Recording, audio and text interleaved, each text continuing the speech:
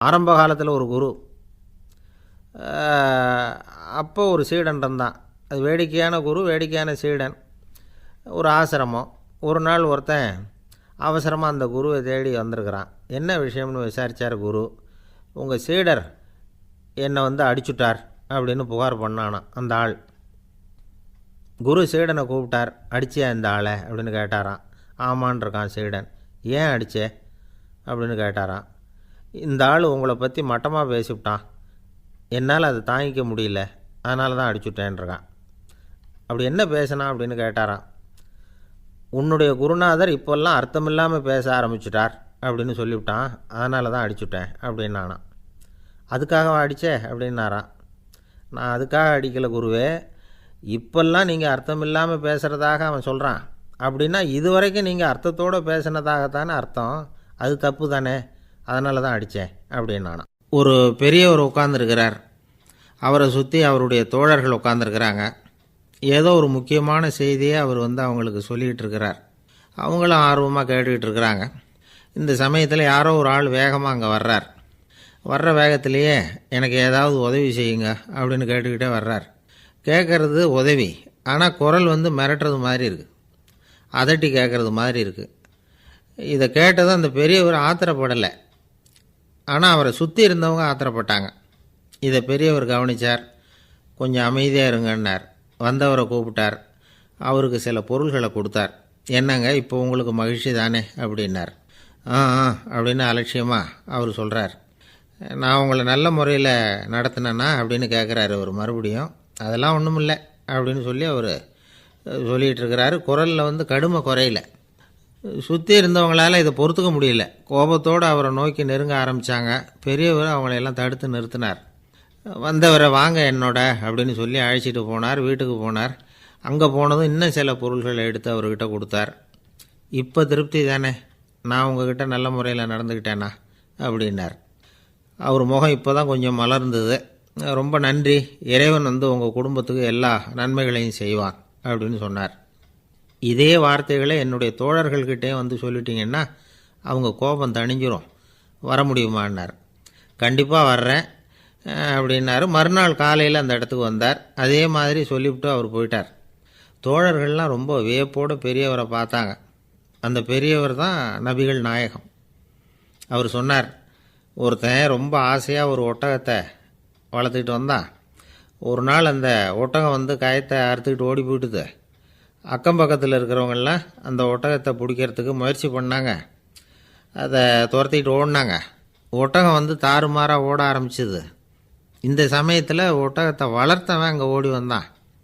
நீங்கள் அதை ஒன்றும் செய்ய வேணாம், விட்டுருங்க, அதோட சுபாவம் எனக்கு நல்லா தெரியும், அதை சுலபமாக என்னோடய வழிக்கு கொண்டுட்டு வந்துட முடியும், நான் பார்த்துக்கிறேன், விட்டுருங்கோ அப்படின்னா. எல்லோரும் விலகி போயிட்டாங்க. இவன் என்ன செஞ்சான் தெரியுமா? கொஞ்சம் புல்லை கையில் எடுத்துக்கிட்டு அந்த ஒட்டகத்தை நெருங்கினான், அவ்வளவுதான். அது ஓடி இவன் காலடியில் உட்காந்துக்கிட்டது. செல்லமாக அதை அப்படியே தடவி கொடுத்தான், முதுகில் ஏறி உட்காந்துக்கிட்டான். அது பாட்டுக்கு சாதுவாக நடந்து போகுது. இந்த கதையை நபிகள் நாயகம் தம்முடைய தோழர்களுக்கு சொல்கிறார். ஒட்டகத்தை மட்டும் இல்லை, சில மனிதர்களையும் கூட சில விதத்தில் அணுகி தான் அவர்களை சீர்திருத்த வேண்டியிருக்குது அப்படிங்கிறத அவங்களுக்கு உணர்த்தினார். இது ஒரு அழகான உளவியல் அணுகுமுறை.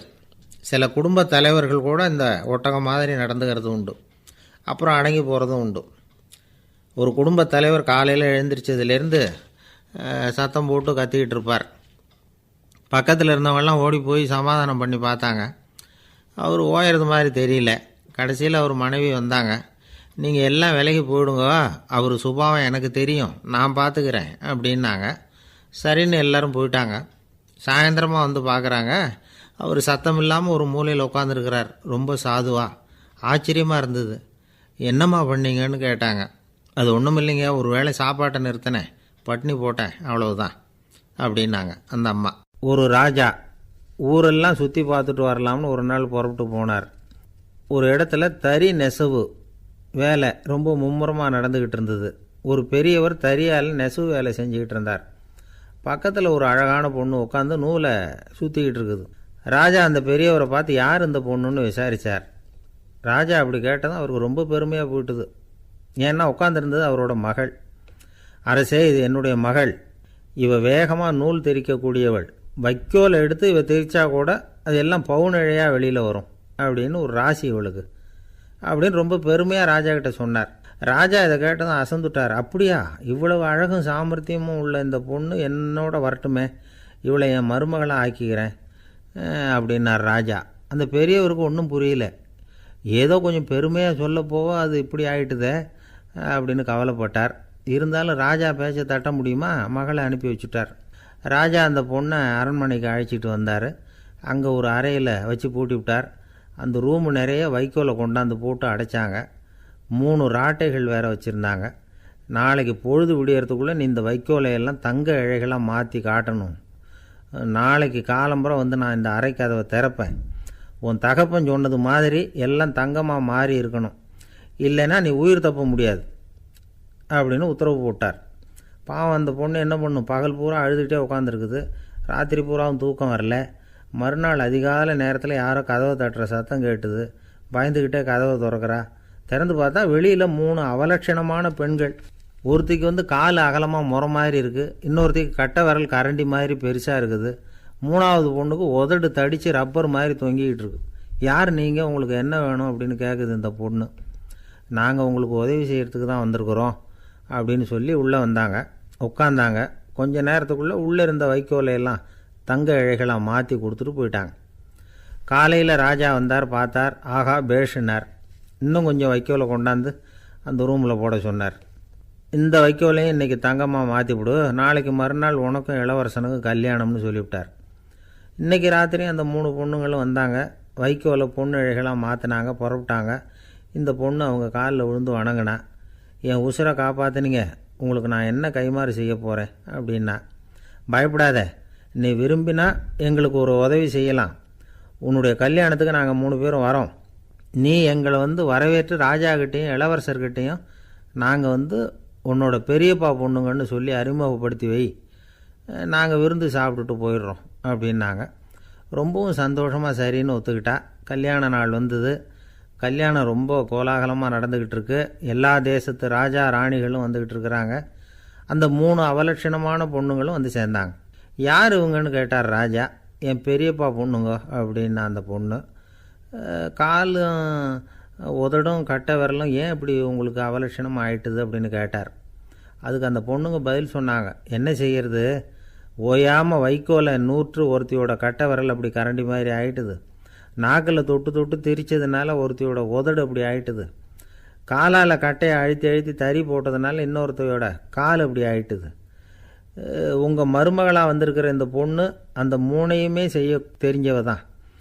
என்ன ஆக போதும் இன்னும் கொஞ்ச நாளில் அப்படின்னாங்க. அவ்வளவுதான். ராஜா பயந்துட்டார். அம்மா, இன்னையிலேருந்து நீ இளவரசனின் மனைவி. நீ எப்பவும் அழகாக இருக்கணும். அதனால் நீ இனிமேல் வைக்கோலை திரிக்கவே கூடாது அப்படின்னு உத்தரவு போட்டார். அவளை இக்கட்டான சூழ்நிலையிலிருந்து காப்பாற்றின அந்த 3 பொண்ணுங்களும் சந்தோஷமாக திரும்பி போயிட்டாங்களாம். சுவாமி சின்மயானந்தர் இந்த கதையை சொல்லியிருக்கிறார். தன்னலம் மறந்து சுயலாபத்தை வந்து தியாகம் செய்கிறது வைக்கோல்லிருந்து தங்க இழையை நூக்கிறது மாதிரி அப்படிங்கிறார் அவர். அது இருக்கட்டும், இப்போ நம்ம கதைக்கு வருவோம். ஒரு ராஜா தன்னோட மகனுக்கு சுயவரம் நடத்தினார். எல்லா தேசத்திலிருந்தும் ராஜகுமாரர்கள் வந்திருந்தாங்க. ராஜகுமாரியை கல்யாணம் பண்ணிக்கலாம்ங்கிற ஆசையில் சுயம்பர மண்டபத்திலேருந்து எல்லா ராஜகுமாரர்களும் அலறி அடிச்சுக்கிட்டு வெளியில் ஓடி வந்துக்கிட்டு இருக்கிறாங்களாம். ஏன் இப்படி எல்லாரும் மிரண்டு போய் ஓடி வர்றாங்கன்னு கேட்டார் ஒருத்தர். அதுக்கு இன்னொருத்தர் விவரம் சொன்னார். ராஜகுமாரியை இன்றைக்கி தான் அவங்க நேரில் பார்த்தாங்களாம், அதுதான் அப்படி ஓடி வந்துக்கிட்டு இருக்கிறாங்க அப்படின்னார். ஒரு தடவை நாரதர் ஒரு தெரு வழியாக போய்கிட்டு இருந்தார். வழியில் ஒருத்தர் வேத சாஸ்திரம்லாம் படிச்சுக்கிட்டு உட்காந்துருந்தார். அவர் நாரதரை பார்த்து எங்கே போயிட்டுருக்குறீங்கன்னு கேட்டார். கடவுளை பார்த்துட்டு வரலாம்னு போயிட்டுருக்கிறேன் அப்படின்னார் நாரதர். அப்படின்னா அவர்கிட்ட எனக்கு எப்போ முக்தி கிடைக்கும்னு கேட்டுட்டு வாங்களேன் அப்படின்னார் இவர். சரி கேட்டு வரேன் அப்படின்னு சொல்லிவிட்டு நாரதர் நடந்தார். கொஞ்சம் தூரத்தில் ஒரு மரத்தடியில் ஒரு தொழிலாளி செருப்பு தைச்சிக்கிட்டு உட்காந்துருந்தார். அந்த ஆளும் அதே மாதிரி கேட்டுக்கிட்டார். எனக்கு எப்போ முக்தி கிடைக்கும்னு கடவுள்கிட்ட கேட்டுக்கிட்டு வாங்களேன்னார். அவர்கிட்டையும் சரின்னு சொல்லிவிட்டு நாரதர் நேராக வைகுண்டத்துக்கு வந்து சேர்ந்தார். கடவுளை பார்த்தார். இவங்க 2 பேரும் சொல்லி அனுப்பின விஷயத்தை பற்றி கேட்டார். அதுக்கு கடவுள் சொன்னார், அந்த செருப்பு தைக்கிற தொழிலாளி உடல் நீத்ததும் உடனே என்னை வந்து அடைவான். ஆனால் அந்த சாஸ்திரம் படித்த ஆள் இப்போதைக்கு என்கிட்ட வந்து சேர மாட்டான். அவன் இன்னமும் பல பிறவிகள் எடுத்து அங்கேயே இருக்க வேண்டியிருக்குது. எப்போ இங்கே வந்து சேருவான்னு எனக்கே தெரியாது அப்படின்னார். நாரதருக்கு இதோட ரகசியம் என்னங்கிறது புரியல. எனக்கு ஒன்றும் புரியலையேன்னாரான் கடவுள்கிட்ட. சீக்கிரம் புரிஞ்சுக்குவேன், நீ திரும்பி போகிறப்போ நான் இங்கே வைகுண்டத்தில் என்ன செஞ்சுக்கிட்டு இருக்கேன்னு கேட்டால், ஒரு ஊசியின் துவாரத்தில் ஒரு யானையை கோத்துக்கிட்டு இருக்கிறேன்னு அவங்கக்கிட்ட சொல்லு அப்படின்னார் கடவுள் சிரிச்சுக்கிட்டே. நாரதர் பூமிக்கு திரும்பினார். கடவுளை பார்த்தீங்களா, எப்படி இருக்கார் அப்படின்னு விசாரித்தார் வேத சாஸ்திரம் படித்தவர். ஓ பகவானா, அவர் யானையை ஊசியின் காதில் நுழைச்சிக்கிட்டு இருக்கிறார் பார்த்தேன்னார் நாரதர். ஊசி காதில் யானையா, அது எப்படி முடியும்? நீங்கள் சொல்கிறத நான் நம்ப மாட்டேன்னு விட்டார் அவர். சரி, இந்த ஆளுக்கு இறைவன் பேரில் நம்பிக்கை இல்லை அப்படிங்கிறத நாரதர் புரிஞ்சுக்கிட்டார். அடுத்தபடியாக அந்த தொழிலாளி இருந்த இடத்துக்கு போனார். இறைவனை பார்த்தீங்களான்னு கேட்டார் அவர். பார்த்தேன், ஒரு ஊசி துவாரத்தில் யானையை கோத்துக்கிட்டு இருந்தார் அப்படின்னு சொல்லிவிட்டு நாரதர் அந்த ஆள் முகத்தை கவனித்தார். அந்த தொழிலாளி இதை கேட்டுட்டு கொஞ்சம் கூட ஆச்சரியப்படலை. அவரால் முடியாத காரியம் கூட உண்டானார். என்ன இப்படி சொல்கிற, ஊசியின் துவாரத்தில் யானையை கோக்க முடியும்னு நீ நம்புறியா அப்படின்னு கேட்டார் நாரதர். நிச்சயமாக நம்புகிறேன்னார் அவர். அது எப்படி அப்படின்னு கேட்டார் இவர். இதை பாருங்கள், நான் இந்த ஆலமரத்தடியில் தான் தினமும் உட்காந்துருக்கிறேன். தினமும் இந்த மரத்திலிருந்து எவ்வளவோ பழம் கீழே விழுது. இந்த பழத்தில் இருக்கிற ஒவ்வொரு விதையிலேயும் உள்ள ஒரு ஆலமரம் இருக்குது. ஒரு சின்ன விதைக்குள்ளே ஒரு பெரிய ஆலமரம் இருக்க முடியுங்கிறப்போ ஊசி துவாரத்தில் கடவுள் யானையை நுழைய வச்சாருங்கிறத ஒத்துக்கிறதுல என்ன கஷ்டம் இருக்குது அப்படின்னு ரொம்ப சர்வசாதாரணமாக பதில் சொன்னாராம் அந்த தொழிலாளி. நாரதர் யோசனை பண்ணார். இந்த தொழிலாளி வேத சாஸ்திரங்களையெல்லாம் படிக்கலைன்னா கூட அறிவுபூர்வமாக சிந்தித்து இறைவனை நம்புகிறான். அதனால தான் கடவுள் இந்த ஆளுக்கு சீக்கிரம் முக்தி கிடைக்கும்னு சொன்னார் அப்படிங்கிறத புரிஞ்சுக்கிட்டாராம். இந்த கதையில் வர்ற கடவுள், நாரதர், வைகுண்டம் இதெல்லாம் ஒரு பக்கம் இருக்கட்டும், ஒரு சின்ன விதைக்குள்ளே ஒரு பெரிய ஆலமரம் தூங்கிக்கிட்டு இருக்கு அப்படிங்கிற உண்மை, அந்தரத்தில் 1000 கிரகங்கள் சுற்றிக்கிட்டு இருக்குங்கிற உண்மை, இதெல்லாம் நாம் பார்த்துக்கிட்டு தானே இருக்கிறோம். இந்த உண்மைகள் அதிசயமாக நமக்கு தெரியறதுனால அதை நம்பாமல் இருந்துட முடியாது. இயற்கையை பரிபூர்ணமாக நம்புங்கள், அந்த நம்பிக்கையே நம்ம வாழ்க்கைக்கு ஆதாரம் அப்படிங்கிறத விளக்கறதுக்காக தான் இந்த கதை. இந்த காலத்தில் நம்ம பிள்ளைங்களுக்கெல்லாம் இது மாதிரி நம்பிக்கை அதிகமாகவே இருக்குது. ஒரு நாள் ஒரு சின்ன பையன்கிட்ட கேட்டேன், ஏன்பா கடவுள் ஒரு பானைக்குள்ளே ஒரு யானையை நுழைய வச்சுட்டாருன்னு சொன்னால் அதை நீ நம்புவியா அப்படின்னு கேட்டோம். நம்புவேன் சார், அது ஒன்றும் பெரிய அதிசயம் இல்லைன்னா. எப்படிறான்னு கேட்டோம். எப்படின்னா அந்த பானை அந்த யானையை விட பெருசாக இருந்திருக்கும், அவ்வளவுதான் அப்படின்னு சொல்கிறான். ஒரு ஊரில் ஒரு ராஜா இருந்தார். அவர் அடிக்கடி காட்டுக்கு வேட்டையாட போவார். சில நண்பர்களையும் கூட அழைச்சிக்கிட்டு போவார். காட்டுக்கு போனதும் ஆளுக்கு ஒரு பக்கமாக போய் வேட்டையாடுவாங்க. சாயந்தரமாக திரும்பி வருவாங்க.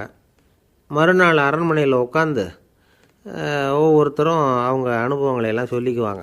அவங்க வீரத்துக்கு தகுந்த மாதிரி பரிசை அந்த ராஜா கொடுப்பார். இது மாதிரி ஒரு தடவை எல்லோரும் வேட்டைக்கு போயிட்டு திரும்பி வந்ததும் உட்காந்து பேச ஆரம்பிச்சிருக்கிறாங்க. ஒருத்தன் சொன்னான், தன்னுடைய வீர தீர செயலை பற்றி அளக்க ஆரம்பிச்சிட்டான். ஏன்னா அதுக்கு பரிசு கிடைக்க போகுதில்ல, அதனால். அவன் என்ன சொன்னான் தெரியுமா? அரசே, நேற்றுக்கு காட்டில் என்னாச்சு தெரியுமா? எனக்கு நேராக ஒரு சிங்கம் வாயை திறந்துக்கிட்டு வந்துட்டுது. நான் பயப்படவே இல்லை. உடனே ஒரு கல்லை எடுத்து குறி பார்த்து வீசினேன். சிங்கத்து வாய்க்குள்ளே போய் அந்த கல் மாட்டிக்கிட்டுது. அவ்வளவுதான். அந்த சிங்கம் என்னை பார்த்துட்டு பயந்துட்டு ஒரே ஓட்டமாக திரும்பி ஓடி போயிட்டுது அப்படின்னா. ஆஹா பலே அப்படின்னு எல்லாரும் கை தட்டினாங்க. ரெண்டாவது ஆள் ஒருத்தன் எழுந்திரிச்சான். அவன் சொல்ல ஆரம்பித்தான், அரசே, நான் போன வழியில் 2 பெரிய மலைப்பாம்பு கிடந்தது. என்னை முழுங்கிறதுக்கு வந்தது. நான் என்ன பண்ணேன் தெரியுமா? அந்த 2 பாம்போட வாலையும் ஒன்றா சேர்த்து முடிச்சு போட்டுட்டேன். அவ்வளவுதான். அது அங்கே இழுக்க இது இங்கே இழுக்க முடிச்சு நல்லா இறுகி போட்டுது அப்படின்றான். ஆஹா அற்புதம்னு சொல்லி எல்லாரும் கை தட்டினாங்களாம். அடுத்தபடியாக 3வது ஆள் ஒருத்தன் வந்தான். அவன் சொல்ல ஆரம்பித்தான், மன்னா, நான் போன பாதையில் குறுக்க ஒரு ஆறு, அதில் இறங்கி குளித்தேன். யாரோ காலை பிடிச்சி இழுக்கிறது மாதிரி இருந்தது. திரும்பி பார்த்தா ஒரு பெரிய முதலை. நான் உடனே அப்படியே ஒரு துள்ளல் துள்ளி அது முதுகில் போய் உக்காந்துக்கிட்டேன். அதை அப்படியே கரைக்கு நீந்த வச்சேன். கரைக்கு சேர்ந்ததும் அப்படியே ஒரே துள்ளி குதித்து கரைக்கு வந்துட்டேன் அப்படின்றான்.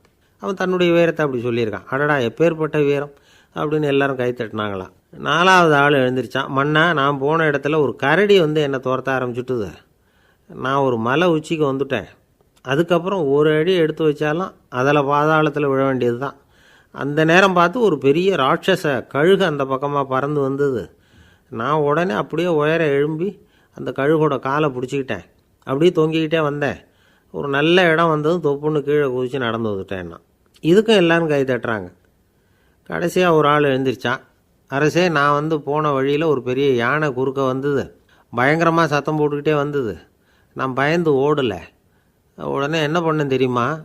அந்த யானையோட வாலை பிடிச்சி தூக்கினேன், தலைக்கு மேலே தூக்கி கரன்னு சுற்றினேன், வேகமாக சுற்றி வீசி எறிஞ்சேன், அவ்வளவுதான். அதே ஸ்பீடில் அந்த யானை மேலே போக ஆரம்பிச்சுட்டுது. இன்னும் கூட அது போய்கிட்டே தான் இருக்குது, கீழே விழவே இல்லைன்னா. இதை கேட்டதும் ராஜாவுக்கு கோபம் வந்துட்டுது. என்னை என்ன முட்டாள்னு நினச்சிக்கிட்டு பேசுகிறியா?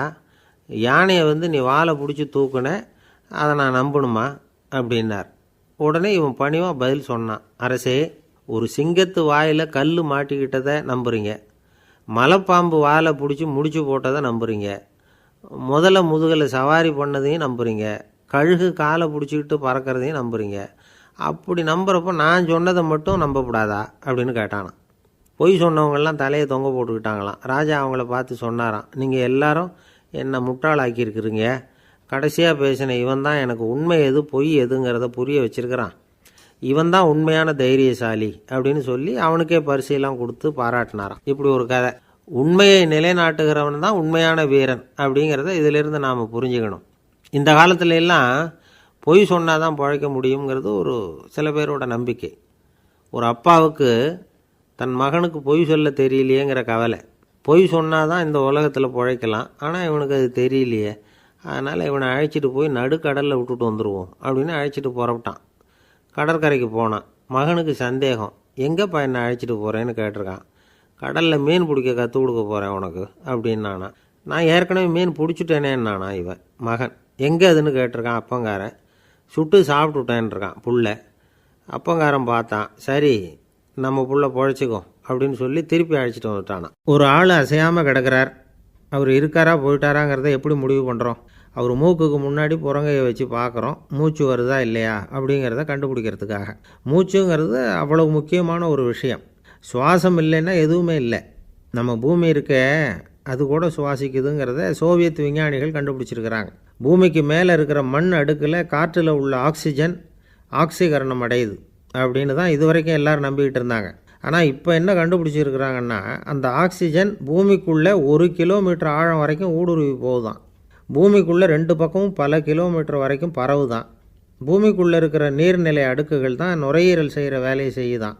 நம்ம உடம்புல நுரையீரல் இல்லைன்னா ஒன்றும் நடக்காது. ஒரு மரத்தை தலைகீழாக தொங்க போட்டால் எப்படி இருக்கும் அப்படி யோசிச்சு பாருங்கள். அப்படி தான் இதுவும், நுரையீரலும் அப்படி தான் இருக்கும். வலது பக்கம் ஒன்று, இடது பக்கம் ஒன்று. வலது பக்கம் நுரையீரல் கொஞ்சம் பெருசாக இருக்கும், நுட்பமான நரம்பு குழாய்கள் அதில் இருக்கும். கோடிக்கணக்கான நுண்ணிய குழாய்களை வச்சுக்கிட்டு தான் அது வேலை செய்யுது. 25 கோடி குழாய்கள் இருக்கும். அதை அப்படியே முழுசாக பிரித்து பரப்புனா ஒரு டென்னிஸ் கோர்ட்டில் பாதி பரப்பளவு இருக்குமா. நுரையீரல் நிறம் கருஞ்சிவப்பு தான். புகை அதிகமாக உள்ளே போச்சுன்னா அது கருப்பாயிடுது. காற்றுல உள்ள பிராணவாயுவை இது இழுத்து எடுத்துக்கிட்டு ரத்தத்தை சுத்தப்படுத்துகிற முக்கியமான வேலையை இது செய்யுது. அசுத்த காற்றை வெளியில் அனுப்பி வச்சுருது. ஒருத்தர் வேகமாக ஓடி வரார், அவருக்கு மூச்சு இறைக்கும். பயங்கரமாக எதையாவது பார்த்து விடுறார், உடனே மூர்ச்சை ஆகிடுவார். இது மாதிரி சமயங்களில் வேறு எந்த தூண்டுதலும் இல்லாமல் நுரையீரல் தானாகவே இயங்கும். இப்படி ஒரு அவசியம் ஏற்படுறப்போ இயக்கத்தை தூண்டி விடுற முக்கியமான இணைப்பு மூளைக்கு கீழே முதுகு எலும்புக்கு மேற்பகுதியில் இருக்குது. அது உடனே சுவாசத்துக்கு அவசர உதவியை கொடுக்குது. இப்போ ஒருத்தர் பேசாமல் உட்காந்துருக்கார். இந்த சமயத்தில் அவருக்கு 1 பங்கு காற்று தேவைப்படுதுன்னு வச்சுக்கோங்க. அவர் எழுந்திரிச்சு நடக்கும் பொழுது 1.5 மடங்கு தேவைப்படும். ஓடினார்னா 3 மடங்கு தேவைப்படும். படுத்துருக்கிறப்ப 1/2 மடங்கு தான் தேவைப்படும். இதுக்கு நிமிஷத்துக்கு 16 தடவை மூச்சு விட்டாகணும். இப்படி சாதாரணமாக உள்ளே இழுக்கிற காற்று கொஞ்சம்தான் இருந்தாலும் இது மாதிரி 8 மடங்கு காற்றை உள்ளே இழுத்து வச்சுக்கிற சாமர்த்தியம் நுரையீரலுக்கு இருக்குதான். தண்ணி, நுண்கிருமிகள், ரசாயன பொருள் இப்படி எது உள்ளே போனாலும் நுரையீரல் சமாளிச்சுக்கும். 30 வருஷமாக விடாத புகை பிடிக்கிறவர் தொடர்ந்து உள்ளே அனுப்பி வைக்கிற புகையை கூட சமாளிக்குதுன்னா பார்த்துங்களேன். உள்ளே போகிற புகை நுட்பமான சுவாச முடிச்சுகளை அழிச்சு விடுது. கறி புகை அது மேலே படிஞ்சு உபயோகம் இல்லாமல் பண்ணிவிடுது. ஆனாலும் தேவைக்கு அதிகமாக 8 மடங்கு கூடுதலாக சுவாச முடிச்சுகள் நம்ம உடம்புக்குள்ளே இருக்கிறதுனால சமாளிக்க முடியுது. சமாளிக்க முடியலன்னா சில சமயம் மூச்சு திணறும். அதை ஒரு எச்சரிக்கையாக எடுத்துக்கிட்டு புகை பிடிக்கிற பழக்கத்தை விட்டுடணும். அதுதான் நல்லது. ஆனால் அப்படி யார் விடுறது? இணை பிரியாத 2 நண்பர்கள் இருந்தாங்களாம். 2 பேரும் விடாமல் சிகரெட்டு குடிக்கிறவங்க. அதில் ஒருத்தன் செத்து போட்டான். இன்னொருத்தன் அதுக்கப்புறம் ரெண்டு சிகரெட்டாக குடிக்க ஆரம்பித்தானா. ஏன் இப்படி பண்ணுறேன்னு கேட்டிருக்காங்க. நான் ஒரு சிகரெட்டு தான் குடிக்கிறேன், செத்து போன என்னுடைய ஃப்ரெண்டு இருக்கானே செத்து போனவன், அவனுக்காக இன்னொரு சிகரெட்டு குடிக்கிறேன் அப்படின்னு நானா. இது ரொம்ப ஆபத்து, விட்டுடு அப்படின்னு சொல்லியிருக்காங்க. சரின்னு ஒத்துக்கிட்டான். ஆனால் அதுக்கப்புறமும் ஒரு சிகரெட் வீதமாக குடிச்சிக்கிட்டே இருந்தான். சிகரெட்டு பழக்கத்தை நீ இன்னும் விடலையான்னு கேட்டாங்களாம். அந்த பழக்கத்தை நான் எப்போவோ விட்டுட்டேன், இப்போ நான் குடிக்கிறது என் ஃப்ரெண்டுக்காக அப்படின்னு நானா. இவங்கெல்லாம் எப்படி திருந்துறது? என்னை விட யோக்கியம் இந்த உலகத்தில் வேறு யாரும் இல்லை சார் அப்படின்னார் ஒருத்தர். அவரை விட அயோக்கியன் வேறு யாரும் இருக்க முடியாதுங்கிற முடிவுக்கு கேட்டவங்க வந்துட்டாங்களாம்.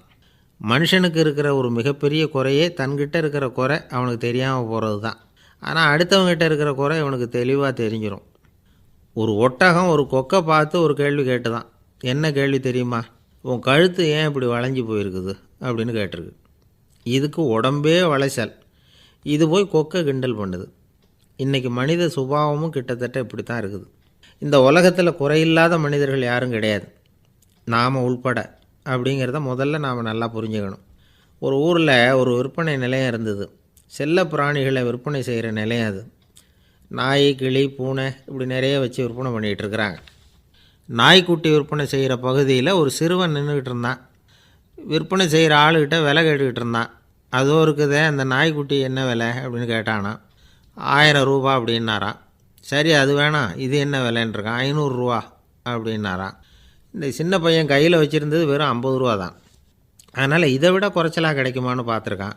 அந்த கடையில் ஒரு மூலையில் சரியாக கவனிக்கப்படாமல் ஒரு நாய்க்குட்டி படுத்து கிடந்தது. பாவமாக கத்திக்கிட்டு இருந்தது. அதை பார்த்ததுமே இவனுக்கு அது ரொம்ப பிடிச்சி போச்சு. உடனே அந்த கடைக்காரரை பார்த்து, அதுவும் அந்த மூலையில் படுத்து கிடக்குதே அந்த நாய்க்குட்டி என்ன விலை அப்படின்னு கேட்டிருக்கான். தம்பி, அது ஒரு கால் ஊனம், அதனால் அது உன்னோட குதித்து விளையாடவோ ஓடுறதோ அதால் முடியாத காரியம் அப்படின்ட்டுருக்கார் அவர். அது தெரிஞ்சு தாங்க கேட்குறேன், அதோட விலை என்ன அதை மட்டும் சொல்லுங்களேன் அப்படின்ட்டுருக்கான். தம்பி, இது கால் ஊனம் உள்ள ஒரு நாய். இதை போய் காசு கொடுத்து வாங்கிறதுக்கு யாராவது பிரியப்படுவாங்களா? இதை நான் உனக்கு இலவசமாகவே தர்றேன், எடுத்துகிட்டு போ அப்படின்னாரான். இதை கேட்டதும் அந்த சிறுவனுக்கு கோவம் வந்துட்டு தான். நீங்கள் ஒன்றும் சும்மா கொடுக்க வேணாம், இந்தாங்க 50 ரூபா, இதை வச்சுக்கிட்டு நாய்க்குட்டியை கொடுங்க அப்படின்ட்டுருக்கான். அவருக்கு ஒன்றும் புரியல, ஆச்சரியமாக இருந்தது. சரின்னு பணத்தை வாங்கிட்டு நாய்க்குட்டியை தூக்கி கொடுத்தார். அந்த சிறுவன் அந்த நாய்க்குட்டியை 2 கையாலையும் வாங்கினா, மார்போடு பிரியமாக சேர்த்து அணைச்சிக்கிட்டான். தெருவில் இறங்கி நடக்கிறான்.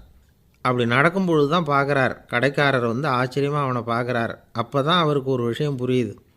அந்த சிறுவன் தெருவில் நாய்க்குட்டியை மார்போடு அணைச்சிக்கிட்டு விந்தி விந்தி நடந்து போய்கிட்டு இருக்கிறான். ஆமாம், அவனுக்கும் ஒரு கால் ஊனம்.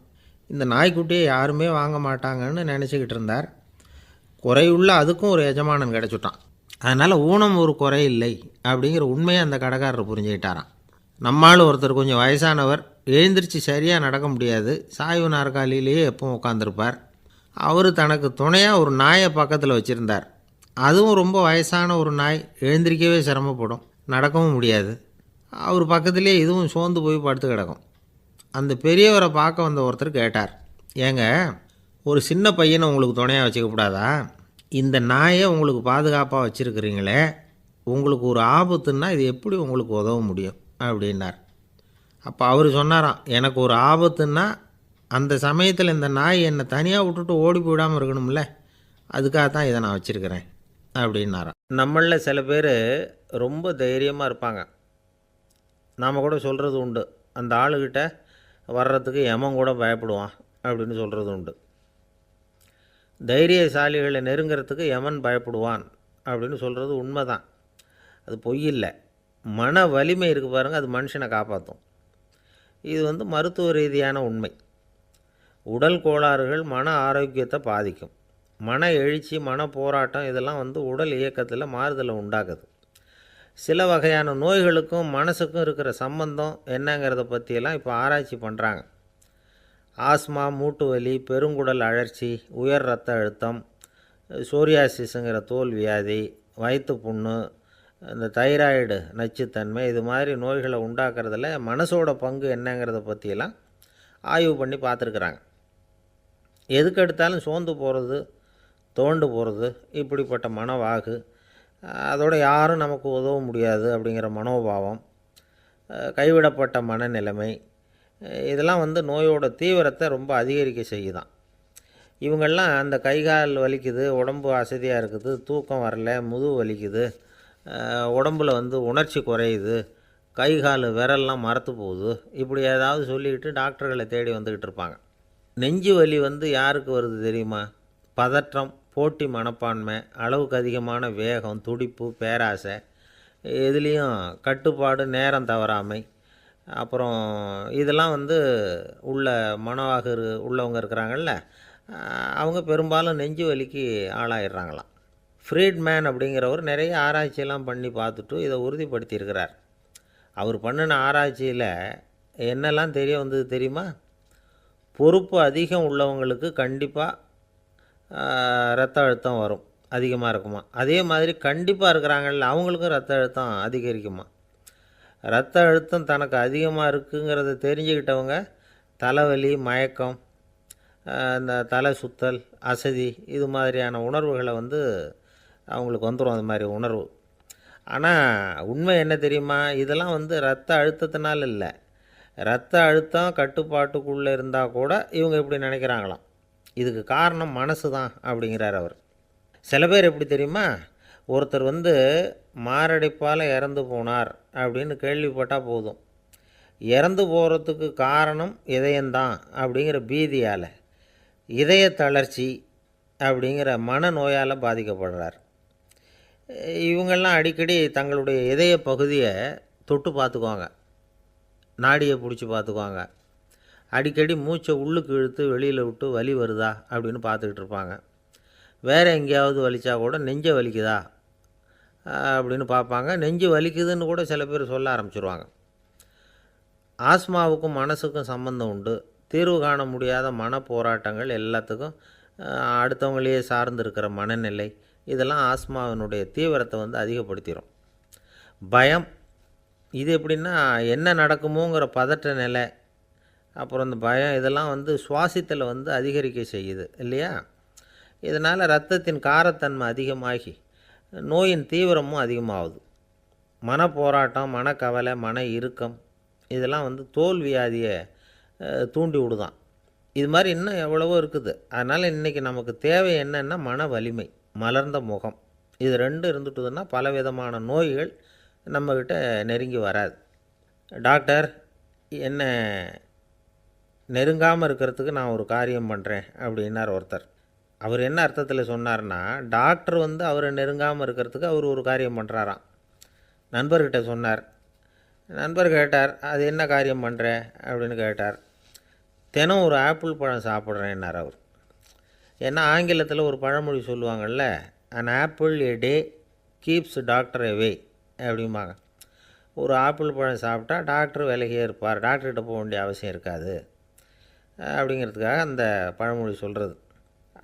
என்ன, நான் யாருமே நெருங்காமல் இருக்கிறதுக்கு நான் ஒரு காரியம் பண்ணுறேன்னார் இன்னொருத்தர். டாக்டர் நெருங்காமல் இருக்கிறதுக்கு ஆப்பிள் பழம் சாப்பிட்றேன்னார் அவர். என்னை யாருமே நெருங்காமல் இருக்கிறதுக்கு நான் ஒரு காரியம் பண்ணுறேன்னார் இன்னொருத்தர். அது என்னன்னு கேட்டோம். தினம் ஒரு பூண்டு சாப்பிட்றேன்னார். ஏ கார்லிக் எ டே கீப்ஸ் எவ்ரிபடி அவே அப்படின்னு அதுக்கு ஒரு புது விளக்கமும் கொடுத்தார். காசி மாநகரத்தை பிரம்மதத்தன் அப்படிங்கிற ராஜா ஆட்சி பண்ணிட்டு வந்தார்.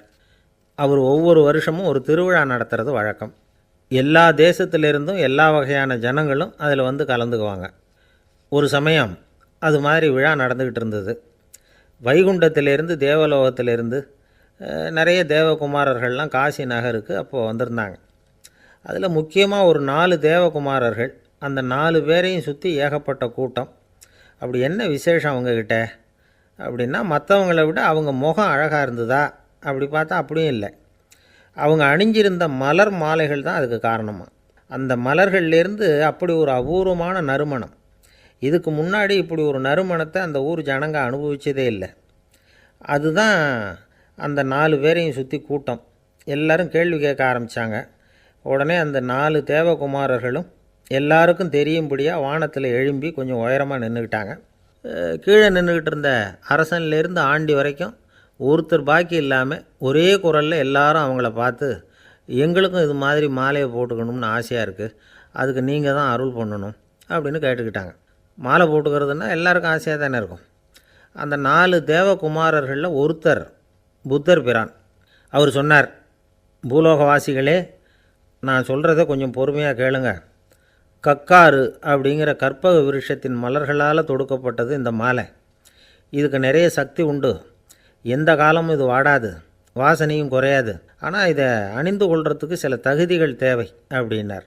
என்ன தகுதி அது சொல்லுங்களேன் அப்படின்னு ஏக காலத்தில் எல்லாரும் சத்தம் போட்டாங்க.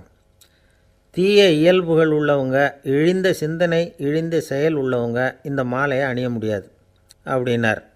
அவ்வளோதான். கூட்டத்தில் சத்தம் போட்டவங்கள்லாம் மெதுவாக அப்படி அடங்க ஆரம்பிச்சிட்டாங்க. இன்னொரு தேவகுமாரன் சொன்னார், அடுத்தவங்க பொருளை அபகரிக்காதவன், அடுத்தவங்களுக்கு கெடுதல் பண்ணக்கூடிய பொய் பேசாதவன், பேராசையினால் கெட்ட வழியில் பொருள் ஈட்ட நினைக்காதவன் இந்த மாலையை போட்டுக்கலாம் அப்படின்னார். கூட்டத்திலிருந்து யாரும் முன்னுக்கு வரல. ஒரே ஒரு ராஜகுரு மட்டும் கொஞ்சம் முன்னாடி வந்தார். பெரியவர், படித்தவர். அவர், எனக்கு தகுதி இருக்குது அந்த மாலையை போட்டுக்கிறதுக்கு அப்படின்னார். வேறு ஒன்றும் இல்லை, பொய் சொல்லியாவது அந்த மாலையை வாங்கிக்குவோமே அப்படின்னு முடிவு பண்ணிட்டார் அவர். அவ்வளோதான், மாலையை வாங்கிட்டார். அடுத்த தேவகுமாரன் பேசினார். யாருக்கு திடமான அறிவும் மனமும் இருக்குதோ, யாருக்கு நல்ல காரியங்களில் அசையாத ஈடுபாடு இருக்குதோ, நல்ல அரிய பொருள்களை தனியாக தான் மட்டும் அனுபவிக்க விரும்பாதவர் யாரோ அவர் முன்னாடி வந்து இந்த மாலையை வாங்கிக்கலாம் அப்படின்னார். அந்த தகுதியும் எனக்கு இருக்குன்னார் ராஜகுரு. மாலையை வாங்கி போட்டுக்கிட்டார். இன்னொரு ராஜகுமாரன் பேச ஆரம்பித்தார். அறநெறியில் செல்வம் சேர்க்கணும், ஆடம்பர பொருள்களுக்கு அடிமையாகக்கூடாது, வெற்றி அடைஞ்சாலும் கர்வம் வரக்கூடாது, அப்படிப்பட்டவங்க இந்த மாலையை போட்டுக்கலாம்னார். துணிஞ்சு பொய் சொல்லி அதையும் வாங்கி கழுத்தில் போட்டுக்கிட்டார் இந்த ராஜகுரு. இன்னொரு ராஜகுமாரன் சொன்னார், சான்றோர்களை நிந்திக்காதவங்க, புறம் பேசாதவங்க இந்த மாலையை போட்டுக்கலாம்னார். அதையும் வாங்கி போட்டுக்கிட்டார். திருவிழா முடிஞ்சுது, எல்லோரும் திரும்பி போயிட்டாங்க. மறுநாள் ராஜகுரு 4 மாலைகளையும் போட்டுக்கிட்டு ராஜசபைக்கு வரார். வந்தவர் ரொம்ப அவஸ்தையோடு வர்றார். மாலையெல்லாம் வாடி போயிட்டுது, வாசனை எதுவும் கிடையாது. அது மட்டும் இல்லை, அவருக்கு கடுமையான தலைவலி வேறு வந்துட்டுது. துடிச்சு போயிட்டார். மாலையை கழட்டவும் முடியல. ஜனங்கள்லாம் அவரை பார்த்து சிரிக்க ஆரம்பிச்சிட்டாங்க. என்னத்துக்கு ஆசைப்படணும், ஏன் இப்படி கஷ்டப்படணும் அப்படின்னு. ராஜா பார்த்தார். மறுபடியும் விழாவுக்கு ஏற்பாடு பண்ணினார். தேவகுமாரர்கள்லாம் வந்தாங்க. ராஜகுரு வந்தார். மக்கள் முன்னிலையில் அவங்க காலில் விழுந்தார், மன்னிப்பு கேட்டுக்கிட்டார். இந்த மாலையை போட்டுக்கிற தகுதி எனக்கு இல்லை. தகுதி இல்லாத ஒருத்தன் தகாத தகுதியை பொய் மூலம் பெறணும்னு ஆசைப்படுறாங்களே, அவங்களுக்கெல்லாம் என்னுடைய தண்டனை ஒரு எச்சரிக்கையாக இருக்கட்டும்னார். அதுக்கப்புறம் தேவகுமாரர்கள் அவர் கழுத்தில் இருக்கிற மாலையை கழட்டினாங்களாம். அந்த மாலைகளும் பழையபடி மனம் கொடுக்க ஆரம்பிச்சுட்டு தான். இதிலேருந்து நாம் தெரிஞ்சுக்க வேண்டியது என்னென்னா, நமக்கு தகுதி இல்லாத ஒரு கௌரவம் நம்மக்கிட்ட தானாக வந்தால் கூட அதை தவிர்த்து விடுறது தான் நல்லது. அதுதான் புத்திசாலித்தனம். ஒருத்தர் வந்தார். சார், எங்கள் இலக்கிய மன்ற விழாவுக்கு நீங்கள் தலைமை தாங்கணும்னார். உடனே இவர் சொன்னார், பேச்சாளர், சார், இலக்கியத்தை பற்றி பேசுகிற தகுதி எனக்கு இல்லையே அப்படின்னார். உடனே அவர் கூப்பிட வந்தவர் சொன்னார், அந்த தகுதி உங்களுக்கு இல்லைங்கிறது எங்களுக்கும் தெரியும் சார், அதனால தான் உங்களை தலைமை தாங்க கூப்பிட்றேன் அப்படின்னார். அது சரி, தலைமைன்னா அதுக்கு இவர் என்ன தான் அர்த்தம் பண்ணுறாருன்னு தெரியல. ஒரே ஒரு ஊரில் ஒரு ராஜா இருந்தார். அவர் பேரில் மக்களுக்கு ரொம்ப மரியாதை. அவ்வளவு நல்லா ஆட்சி புரிஞ்சிக்கிட்டு வந்தார். அவருக்கு வயசாகிட்டுது. அதனால் ஒரு நாள் அமைச்சரை கூப்பிட்டார். இதை பாருங்கள், எனக்கு வயசாகிட்டுது, அதனால் இந்த அரச பொறுப்பையெல்லாம் நீங்கள் ஏற்றுக்குங்க அப்படின்னார்.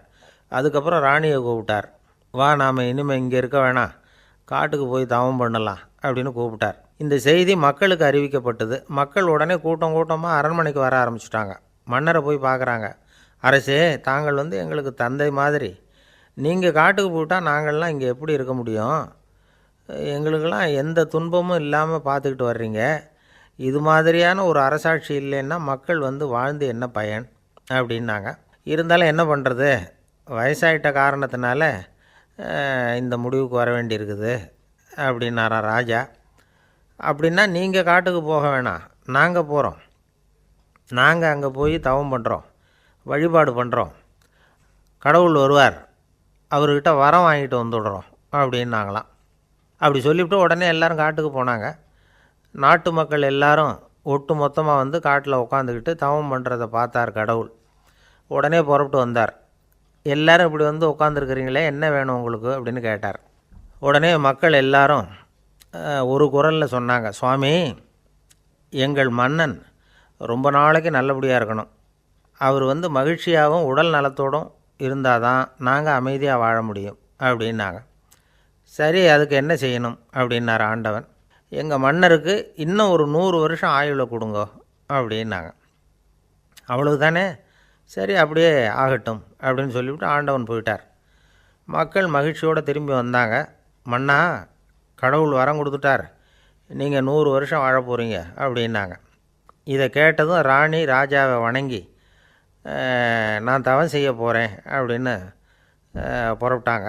உடனே மக்கள் என்ன நினச்சாங்க தெரியுமா? ஐயோ, நாம் ராஜாவுக்கு மட்டும்தானே நீண்ட ஆயுள் வேணும்னு வரம் வாங்கினோம், ராணிக்கு வாங்கலையே, அதுதான் கோபத்தில் புறப்பட்டாங்க போல இருக்குது அப்படின்னு நினச்சி வருத்தப்பட்டாங்க. ஆனால் ராணி நினச்சது அது இல்லை. ராணி போய் தவம் பண்ணாங்க, கடவுள் காட்சி கொடுத்தார். இவங்க கேட்குறாங்க, சுவாமி, ராஜாவுக்கு மட்டும் 100 வருஷம் ஆயுள்னு வரம் கொடுத்துட்டீங்க, அப்படின்னா குடிமக்களும் 100 வருஷம் இருக்கணும். இப்படிப்பட்ட குடிமக்கள் இல்லைன்னா அப்படிப்பட்ட அரசன் இருந்து என்ன பிரயோஜனம் அப்படின்னாங்களாம். ஆண்டவன் பார்த்தார், சரி அவங்களும் 100 வருஷம் வாழ்வாங்க, அது மட்டும் இல்லை நீயும் 100 ஆண்டு காலம் வாழ வரமளிக்கிறேன் அப்படின்னு சொல்லிவிட்டு மறைஞ்சிட்டார். இதில் ஆண்டவன் வர்றதும் மறையிறதும் முக்கியம் இல்லை. இதில் கவனிக்க வேண்டியது ஆள்கிறவனின் விசால மனம், குடிமக்களின் விசால மனம், ஆள்கிறவன் மனைவியினுடைய விசால மனம். இப்படி ஒரு நாடு இருந்துட்டுதுன்னா எப்படி இருக்கும் வாழ்க்கை நினச்சி பாருங்கள். அதனால தான் பெரியவங்கள்லாம் சொல்கிறாங்க, இதய வாசல் திறந்தே இருக்கணும், இதயத்தின் கதவுகளை மூடாதீங்க அப்படின்னு சொல்லுவாங்க. என்கிட்ட ஒருத்தர் சொன்னார், என்னுடைய இதய வாசல் எப்போவும் திறந்தே தான் இருக்குதுன்னார். எதனால் அப்படி சொல்கிறீங்க அப்படின்னு கேட்டோம். டாக்டரே சொல்லிவிட்டார், என்னுடைய இதயத்தில் ஒரு ஓட்டை இருக்குது அப்படின்னு, வால்வு சரியில்லையா அப்படிங்கிறார். அளவுக்கு மிஞ்சினால் அமிர்தமும் நஞ்சு அப்படின்னு சொல்லுவாங்க. அது உண்மைதான். ஒருத்தருக்கு அளவுக்கு மீறிய புகழ் வந்துட்டுதுன்னு வச்சுங்க, அது கூட ஆபத்தாக போயிடுறது உண்டு. பழங்காலத்துல எல்லாம் கிரேக்க தேசத்தில் ஒரு பழக்கம் உண்டாம். அதாவது யாராவது ஒருத்தரை நாடு கடத்தணும்னா அதுக்கு ஒரு வழி உண்டு. அதாவது ஒருத்தரை நாடு கடத்தணும்னு மக்கள் விரும்புகிறாங்கன்னு வச்சுங்களேன், அவர் பேரை ஒரு மண்பாண்ட ஓட்டுச்சில்லில் எழுதி அதை ஒரு குறிப்பிட்ட பொது இடத்துல போட்டுற வேண்டியது, அவ்வளவுதான். இது மாதிரி பல பேர் போட்டுக்கிட்டே இருப்பாங்க, எல்லாம் அப்படியே குவிஞ்சு போயிடும். அந்த ஓட்டாஞ்சில்லு குவியலில் யாருடைய பேர் அதிகமாக இருக்குதோ அந்த நபரை ஒரு 10 ஆண்டுகள் நாடு கடத்தி விடுவாங்க. இது அந்த ஊர் வழக்கமாக. ஒரு நாள் அந்த குவியலுக்கு பக்கத்தில் ஒரு ஆள் நின்றுக்கிட்டு இருக்கிறான். அவன் கையில் ஒரு ஓட்டாஞ்சில்லு வச்சுருக்கிறான். அதில் யாரோட பேரையோ எழுதணும், எழுதி அந்த இடத்துல போடணுங்கிறது அவன் ஆசை. ஆனால் அவன் படிக்காதவன், அதனால் எழுத தெரியல. யாராவது அந்த வழியாக வர்றாங்களான்னு பார்த்துக்கிட்டே நின்றுக்கிட்டு இருந்தான். ஒரு பெரியவர் வந்துக்கிட்டு இருந்தார். அவர்கிட்ட ஓடினான். கையில் இருந்த மண்பாண்ட சில்லை கொடுத்தான். ஐயா, இதில் ஒரு பேர் எழுதி கொடுங்களேன்னா. அந்த பெரியவர் அதை வாங்கி கையில் வச்சுக்கிட்டு, என்ன பேர் எழுதணும் சொல்லு அப்படின்னா. இவன் சொன்னான், அரிஸ்டைடிஸ் அப்படின்னு எழுதுங்க அப்படின்னா. இதை கேட்டதும் அந்த பெரியவருக்கு அதிர்ச்சி. ஏன்னா அவர் தான் அரிஸ்டைடிஸ், தத்துவ மேதை அரிஸ்டைடிஸ் அவர். இருந்தாலும் நான் தான் அதுங்கிறத காட்டிக்காமல் அந்த ஆளுக்கிட்ட கேட்டார். அது சரிப்பா, அரிஸ்டைடிஸுங்கிற பேரை எழுத சொல்கிற, அவர் உனக்கு என்ன கெடுதல் பண்ணார், அவர் பேரை இதில் எழுத சொல்கிறியே அப்படின்னு கேட்டிருக்கார். அதுக்கு இவன் சொன்னானா, அவர் எனக்கு எந்த கெடுதலும் பண்ணலை, அவரை நான் பார்த்தது கூட இல்லை அப்படின்ட்டுருக்கான். அப்புறம் எதுக்காக அவரை நாடு கடத்தணும்னு நீ ஆசைப்படுற அப்படின்னு கேட்டிருக்கார். இப்போ அந்த ஆள் சொல்கிறான், அரிஸ்டைடஸை பற்றி எல்லாரும் பேசுகிறாங்க, அவர் ரொம்ப நல்லவர், அவர் ஒரு பெரிய அறிவாளிங்கிறாங்க, அவர் ஒரு பெரிய வள்ளல், பேரறிஞர், இப்படி எல்லாரும் சொல்கிறத கேட்டு கேட்டு எனக்கு ரொம்ப அலுத்து போயிட்டுது, அதனால தான் வெறுப்பாயிட்டேன் அப்படின்னு நானும். இதிலேருந்து என்ன தெரியுது? நாம் நல்லவனாக இருக்கிறதுல ஒன்றும் இடைஞ்சல் இல்லை. ஆனால் நம்மளை நல்லவன் நல்லவன் எல்லாரும் சொல்ல ஆரம்பிச்சிட்டாங்கன்னு வச்சுக்கோங்க, அப்போ இடைஞ்சல் ஆரம்பம்னு அர்த்தம். எதுவுமே அளவுக்கு மிஞ்சி போகாமல் பார்த்துக்க வேண்டியது ரொம்ப அவசியம். அளவுக்கு அதிகமாக ஆசைப்படாதவங்களில் ஆப்ரஹாம் லிங்கனும் ஒருத்தரான். அவர் ஒரு தடவை தன்னுடைய நண்பர்கள்கிட்ட பேசிக்கிட்டு இருந்தாராம். ஒருத்தர் கேட்டிருக்கார், ஒரு மனுஷனுக்கு கால்கள் எவ்வளோ உயரம் இருக்கணும் அப்படின்னு கேட்டாராம். இதுக்கு ஆப்ரஹாம் லிங்கன் சொன்னாராம், அது என்ன, இடுப்புலேருந்து தரையை தொடுற அளவுக்கு உயரம் இருந்தால் போதும் அப்படின்னாராம். ஒரு ஜென் துறவி, அவருக்கு ரொம்ப வயசாகிட்டுது, கடைசி காலம். நண்பர்களெல்லாம் கூப்பிட்டார். நண்பர்களே, நான் வித்தியாசமான முறையில் சாகணும்னு ஆசைப்படுறேன், அதுக்கு ஏதாவது யோசனை சொல்லுங்களேன் அப்படின்னு கேட்டாராம். நண்பர்கள் சிரித்தாங்க. என்ன பேச்சு பேசுகிறீங்க, சாவறதுங்கிறது என்ன விளையாட்டுத்தனமான காரியமா அப்படின்னு கேட்டிருக்காங்க. அந்த துறவி கொஞ்ச நேரம் யோசனை பண்ணார். அப்புறம் கேட்டாராம், இது வரைக்கும் யாராவது நடந்துக்கிட்டே இறந்துருக்குறாங்களா அப்படின்னாராம். எல்லாரும் இல்லைன்னாங்களாம். ஒருத்தர் மட்டும் சொல்லியிருக்கார், அப்படியும் ஒருத்தர் இறந்துருக்கிறதாக ஒரு கதையில் படிச்சிருக்கிறேன், ஒரு ஞானியால் தான் அப்படியெல்லாம் செய்ய முடியும் அப்படின்னு அவர் சொன்னாராம். சரி, அப்படின்னா அந்த முறை நமக்கு வேணாம், நின்றுக்கிட்டே யாராவது உயிரை விட்டுருக்காங்களா அப்படின்னு விசாரித்தாராம். அப்படியும் ஒருத்தர் இறந்துருக்கிறார் அப்படின்னாங்களாம். மறுபடியும் அந்த துறவி யோசனை பண்ணியிருக்கிறார், ஏதாவது வித்தியாசமான முறையில் நாம் போகணும் அப்படிங்கிறது அவருடைய விருப்பம். மனிதன் எப்படி வாழ்கிறானோ அப்படி இறப்பது தான் நல்லது. சரி, யாராவது தலைகீழாக யோகம் செய்யும் நிலையில் இறந்துருக்கிறாங்களா அப்படின்னு விசாரித்தாராம். நண்பர்கள் சிரித்தாங்க. தலைகீழாக நின்னபடி இறந்ததாக நாங்கள் கேள்விப்பட்டதே இல்லை, அது முடியாத காரியம் அப்படின்ட்டுருக்காங்க. இப்போ அந்த துறவிக்கு திடீர்னு உற்சாகம் வந்துட்டுது. உடனே எழுந்திரிச்சார், தலைகீழாக நின்னார், அப்படியே உயிரை விட்டுட்டார். அவ்வளோதான். அந்த மடாலயத்தில் ஒரே குழப்பம், எப்படி அவரை கீழே இறக்கி படுக்க வைக்கிறது அப்படின்னு புரியல. இப்படி உயிர் விடுறதை பற்றி அவங்க இது வரைக்கும் கேள்விப்பட்டதும் இல்லை. உண்மையிலேயே இவர் இறந்து தான் போனாராங்கிறதும் தெரியல. சோதித்து பார்த்தாங்க, இதய துடிப்பு, நாடி துடிப்பு எல்லாம் நின்று போயிருந்தது. இவர் எப்பவும் இப்படி தான், என்ன பண்ணுறது இப்போது அப்படின்னு சொல்லி எல்லோரும் குழம்பிக்கிட்டு இருக்கிற சமயத்தில் ஒரு பெரிய ஒரு யோசனை சொன்னார். இந்த துறவியோட மூத்த சகோதரி பக்கத்து மடாலயத்தில் இருக்கிறாங்க, அவங்கள இங்கே அழைச்சிட்டு வந்தால் ஏதாவது வழி கிடைக்கும் அப்படின்னார். அந்த அம்மாவுக்கு 90 வயசு. அழைச்சிட்டு வந்தாங்க. ஒரு குச்சியை ஊன்றிக்கிட்டு அப்படியே மெதுவாக நடந்து வந்தாங்க. தம்பி, தலைகீழாக நின்று உயிர் விட்டு இறக்கிறத பார்த்தாங்க. தம்பின்னு கூப்பிட்டு பார்த்தாங்க, ஒன்றும் காணோம். உடனே என்ன பண்ணாங்க, தன்னுடைய கைத்தடியால் தம்பியோட உடலை ஒரு தட்டு தட்டினாங்க. ஏன்ப்பா, சாகிறப்பவும் உன்னுடைய குறும்புத்தனத்தை விடலையா? இப்படியாடா சாகிறது, ஒழுங்காக செத்து தொலை அப்படின்னாங்களாம். அவ்வளவுதான். உடனே அந்த துறவி திரும்பி நேராக நின்னார். அக்கா, கோவப்படாத, நான் ஒழுங்காக சாகிறேன், எப்படி செத்தா என்ன, எல்லாம் எனக்கு ஒன்று தான் அப்படின்னு சொல்லிவிட்டு அப்படியே தரையில் படுத்து உயிரை விட்டாராம். அதுக்கப்புறம் அந்த அம்மா கோலை கையில் எடுத்துக்கிட்டு அப்படியே திரும்பி கூட பார்க்காம அவங்க பாட்டுக்கு போயிட்டாங்களாம். மரணத்தை ஒரு விளையாட்டாக ஆக்கிய அந்த துறவிக்கு வாழ்க்கையே ஒரு விளையாட்டாக தான் இருந்திருக்குது. எந்த நோக்கமும் இல்லாமல் செயல்படுறதுன்னா என்னங்கிறதும் அவருக்கு தெரிஞ்சிருக்குது. பயனை எதிர்பார்க்காம பணி செய்து வாழ்ந்து மறைந்த மகான் அவர். தம்முடைய தொழிலை விளையாட்டு போல் செய்ய தெரிஞ்சவருக்கு வாழ்க்கையே ஒரு விளையாட்டாக மாறிடும்.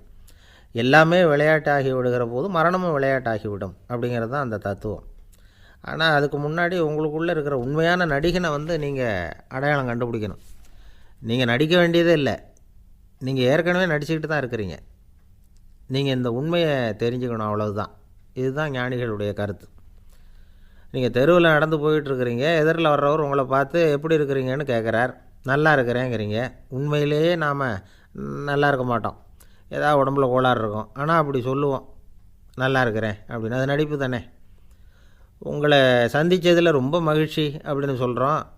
உடனே கொஞ்சம் நிதானமாக யோசித்து பாருங்கள், உண்மையிலேயே உங்கள் மனசு மகிழ்ச்சி அடைஞ்சுட்டுதா? அது நடிப்பு தானே. வாழ்க்கையை சரியாக புரிஞ்சுக்கிட்டால் எல்லாமே நடிப்புங்கிறது புரியும். கல்யாண பத்திரிக்கை அனுப்பியிருந்தேனே, ஏன்டா வரலன்னு கேட்டான் ஒருத்தன். வந்திருந்தேனே அப்படின்னானா இவன். டேய், ஏன்டா போய் சொல்கிற, நான் பத்திரிக்கையே உனக்கு அனுப்பலையே அப்படின்ட்டுருக்கான் அவன். அதுக்கு இவன் சொன்னானா, பத்திரிக்கை அனுப்புனேன்னு நீ போய் சொல்கிறப்போ கல்யாணத்துக்கு வந்தேன்னு நான் போய் சொல்லக்கூடாதா அப்படின்னானா. ஒரு பெரிய பியானோ கலைஞர் வியன்னாவில் இருந்தார். ரொம்ப புகழ்பெற்ற இசை கலைஞர் அவர். இங்கிலாந்து மகாராணி விக்டோரியா அவருடைய சங்கீதத்தை கேட்கணும்னு ஆசைப்பட்டாங்க. அவரை அரண்மனைக்கு கூப்பிட்டாங்களாம். பியானோ வாசிக்க சொல்லி கேட்டாங்களாம். இவரும் ரொம்ப பிரமாதமாக வாய்ச்சி காட்டியிருக்கார். உடனே பாராட்டி பரிசுகள்லாம் கொடுத்து அனுப்புனாங்களாம். அந்த இசையை கேட்குறதுல அரசிக்கு ரொம்பவும் ஆர்வம் உண்டு. அதனால் அதுக்கப்புறமும் அந்த கலைஞர் அடிக்கடி அரண்மனைக்கு வர வேண்டிய அவசியம் ஏற்பட்டது. ஏன்னா அரசி கூப்பிட ஆரம்பித்தாங்க. இவர் போகணும், அங்கே இசை நிகழ்ச்சி நடத்தணும். இவர் அங்கே பாடி வாசிக்கிறது உண்டு. ஒரு தடவை மகாராணி அவரை பார்த்து, உங்கள் நாட்டு தேசிய கீதம் பாடுங்களேன் அப்படின்னு கேட்டாங்களாம். உடனே அவர் தன்னுடைய நாடான ஆஸ்திரியாவின் தேசிய கீதத்தை பாடியிருக்கிறார். அவர் பாட ஆரம்பித்த உடனே மகாராணி எழுந்திரிச்சு நின்னாங்களாம். அதுக்கு மரியாதை செலுத்துகிற நோக்கத்தோடு பாட்டு முடிகிற வரைக்கும் அப்படியே நின்றுக்கிட்டு இருந்தாங்களாம். இதுதான் அந்த அரசியினுடைய பெருந்தன்மை. அதாவது நாட்டுப்பற்றுங்கிறது அந்த அளவுக்கு அப்படி இருக்கணும். இப்படி ஒரு அரசியே நம்ம நாட்டு தேசிய கீதத்துக்கு எழுந்திரிச்சு நின்று மரியாதை செலுத்துகிறாங்க அப்படிங்கிறத புரிஞ்சிக்கும் பொழுது அந்த முதிய கலைஞரின் மகிழ்ச்சிக்கு அளவே இல்லையாம். அதுக்கப்புறம் அந்த பியானோ கலைஞர் ஒரு நாள் தன்னுடைய நண்பர் ஒருத்தர்கிட்ட பேசிக்கிட்டு இருந்தாராம். அப்போ சொன்னாராம், மகாராணியார் எனக்கு எவ்வளவோ பரிசுகள்லாம் கொடுத்துருக்குறாங்க. ஒரு தடவை எனக்கு வைரக்கல் பதித்த அணி ஒன்றை கூட பரிசாக கொடுத்தாங்க. ஆனால் அதை விட உயர்ந்த விலை மதிக்க முடியாத அணி என்ன தெரியுமா? நான் என்னுடைய நாட்டு தேசிய கீதத்தை நான் பாடுறப்போ அவங்க எழுந்திரிச்சு நின்று மரியாதை செலுத்தினாங்களே, அதுதான் எனக்கு கிடைச்ச மிகப்பெரிய பரிசு அப்படின்னாராம். எனக்கு தெரிஞ்ச சங்கீத வித்வான் ஒருத்தர் இருக்கார். சமீபத்தில் ஒரு நாள் அவரை பார்த்தேன். எப்படி போயிட்டுருக்கு உங்கள் தொழில் அப்படின்னு கேட்டேன். ரொம்பவும் வித்தியாசமாக போயிட்டுருக்குங்க அப்படின்னார். என்ன சொல்கிறீங்க அப்படின்னேன். முன்னாடியெல்லாம் நான் பாடினா எதிரில் இருக்கிறவங்க தான் எழுந்திரிச்சு போயிட்டு இருந்தாங்க. இப்போ எப்படின்னா நான் பாட ஆரம்பிச்சுட்டா உடனே பக்கவாத்தியக்காரனே எழுந்திரிச்சு போயிடுறான் அப்படின்னார் ரொம்ப வேதனையோட. பொங்கல் திருநாள்னால் இது ஏதோ அறுவடை திருநாள் அப்படின்னு சொல்லுவோம். அதாவது வருஷம் பூரா நாம் பாடுபட்டு அதனுடைய பலனை அனுபவிக்கிற நாள் அப்படிங்கிறது நாம் சொல்லிகிட்டு இருக்கிறது. இது முக்கியமாக இது ஒரு நன்றி அறிவிப்பு நாள் அப்படின்னு சொல்லுவாங்க. இன்றைக்கி நிறைய நன்றி அறிவிப்பு கூட்டம்லாம் நடந்துக்கிட்டு இருக்குல்ல, அது மாதிரி விவசாயிகள் நடத்துகிற ஒரு நன்றி அறிவிப்பு விழா இது. யாருக்கு நன்றி சொல்கிறாங்கன்னா ஆதவனுக்கு. அதாவது சூரியன் இல்லைன்னா விவசாயம் இல்லை. அதனால் ஆதவனுக்கு நன்றி செலுத்துகிற நாளாக இந்த பொங்கல் திருநாளை நாம் கொண்டாடுறோம். அதாவது இந்த பொங்கலில் விவசாயிகள்கிட்டேருந்து நிறைய பண்புகளை நாம் தெரிஞ்சுக்க வேண்டிய நாள் இது. விவசாயிகள் அவங்க விவசாயம் முன்னேறி இருக்கிற அளவுக்கு விவசாயிகளுடைய வாழ்க்கை தரம் முன்னேறலை. அந்த அளவுக்கு அவர்கள் நாட்டுக்காக உழைச்சிக்கிட்டு இருக்கிறாங்க. அந்த காலத்திலே அதை பற்றி ஒரு கதை சொல்கிறது உண்டு. ஒரு வயசான ஆள் நிலத்தில் ஏறு உழுதுகிட்டு இருந்தாராம். கிழிஞ்சு போன ஒரு சின்ன துண்டை தான் இடுப்பில் கட்டியிருந்தாராம். தலையில் ஒரு கந்தலை சுற்றி இருந்தார். உடம்பு பூரா சேரு, ரொம்ப ஏழை. ஏறு ஓட்டிகிட்டு இருக்கிறவர் வேறு எப்படி இருப்பார்? இருந்தாலும் அந்த ஆள் ரொம்ப ஜாலியாக பாட்டு பாடிக்கிட்டே ஏறு உழுதுகிட்டு இருந்தாராம். உடம்புல தான் அவர் ஏழையை தவிர மனசில் ஒரு ஏழையாக தெரியல. அந்த சமயத்தில் அந்த நாட்டு ராஜா அந்த பக்கமாக குதிரை மேலே வந்தாராம். வேட்டைக்கு போயிட்டு பரிவாரங்களோடு திரும்பி வந்துக்கிட்டு இருக்கிறார். ரொம்ப செல்வ செழிப்பில் இருக்கிற ராஜா அவர் இந்த வயசான விவசாயியை பார்த்துருக்கார். இந்த ஆள் ரொம்பவும் ஏழைங்கிறது அவரை பார்த்தாவே பளிச்சுன்னு தெரியுது. கட்டிக்கிறதுக்கு நல்ல துணி இல்லை, உடம்போ இழைச்சி போயிருக்குது, வயிறு முதுகில் போய் ஒட்டிக்கிட்டு இருக்கு, கண்ணு குழி விழுந்து போயிருக்குது. ஆனாலும் முகத்தை பார்த்தா சந்தோஷமாக இருக்கிற மாதிரி இருக்குது. இவ்வளோ உற்சாகமாக பாடிக்கிட்டு இருக்கிறாரே அப்படின்னு ஆச்சரியமாக நினச்சி பார்த்தார் அந்த ராஜா. சரி, அவர்கிட்ட கொஞ்சம் பேச்சு கொடுத்து பார்க்கலாம் அப்படின்னு முடிவு பண்ணார்.